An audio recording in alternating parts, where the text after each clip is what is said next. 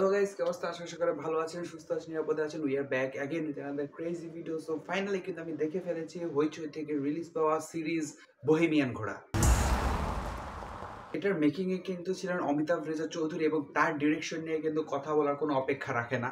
We already know how he is এবং বেশ ভালো একটা কাস্টিং নিয়ে কিন্তু কাজটা করা হয়েছে। তবে সত্যি কথা বলতে গল্পটা আমি কিছুই বুঝিনি। এমনও হতে পারে গল্পটা খুবই সহজ সরল গল্প, যেটা দেখানো হয়েছে সেটাই আমি খালি শুধু কারণে ইনার মিনিং খুঁজতে যাচ্ছি। আই ডোন্ট নো, যেহেতু সিজন 1 তার মানে সিজন 2 আসবে আই গেস। তো 7 পর্বের এই যে সিরিজটা রয়েছে এটাতে কিন্তু খুবই আমরা একটা ট্রাক ড্রাইভারের যাত্রা দেখতে পাই।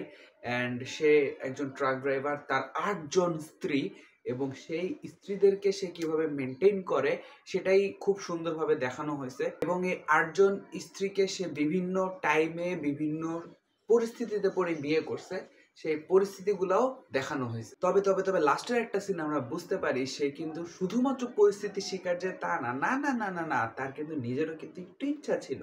মোশাররফ করিম অ্যাজ ইউজুয়াল ফাটাই দিছে এবং তার সাথে যারা সঙ্গিনী ছিলেন তাদের অভিনয় কিন্তু বেশ ভালো ছিল। এবং তার সাথে অমিতাভ রেজা চৌধুরীর ডিরেকশনে বেশ ভালো ছিল, লোকেশনগুলো অনেক সুন্দর ছিল।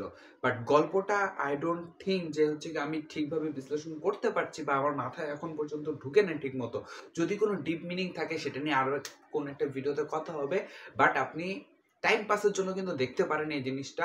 ছোট ছোট কমেডি সিনগুলো ছিল যেগুলো আমার কাছে এফেক্টিভ লাগছে। ওয়ান টাইম ওয়াচ হিসেবে আপনি কিন্তু এটা দেখতে পারেন, বাট আমি রেকমেন্ড করলেও করছি না, কারণ হচ্ছে আমি বুঝি নাই, সত্যি কথা যেটা, এটা কিছুই বুঝি না। এটা যদি ইনার ডিপিং মিনিংটা বুঝতে পারি তাহলে হয়তো বা এটার ব্রেকডাউন আমি করতে পারবো ভালোভাবে। বাট আমি বলবো আমি ওয়ান টাইম দেখছি, আপনিও দেখতে পারেন, বাট এত স্ট্রংলি রেকমেন্ড করতে পারছি না। So that's all from my side about Bohemian ঘোড়া। যদি আপনার কাছে ভিডিওটা ভালো লাগে থাকে লাইক কমেন্ট শেয়ার করতে ভুলবেন না এবং কমেন্টে জানান আপনার কাছে বহেমিয়ান ঘোড়া কেমন লেগেছে এবং সাবস্ক্রাইব।